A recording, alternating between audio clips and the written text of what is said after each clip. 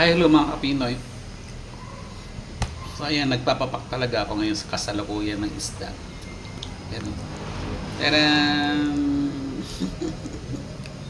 Kinakain ko siya. Kasi tinusok niya ako. Tingnan nyo naman ang nangyari. Ayan o. Ayan na maga. Tingnan nyo o.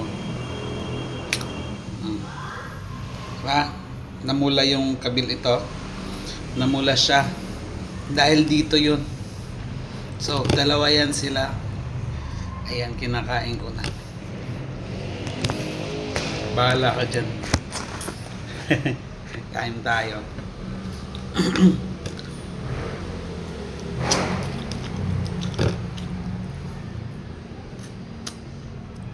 Grabe.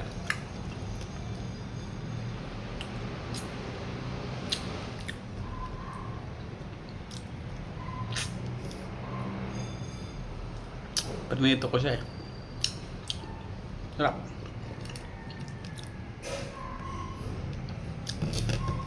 Ikaw, kakainin kita ngayon, tinusok mo ako. Yan tuloy nagkaroon ng infection. Dito banda, tusok. Tusok ako dahil sa pamimili ko. Nung namimili ako, natusok ako ng isang isda doon.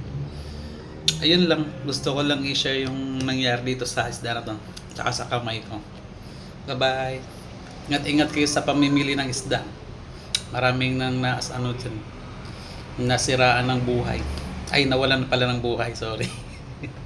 Bye-bye mga Kapinoy. Share ko lang yan.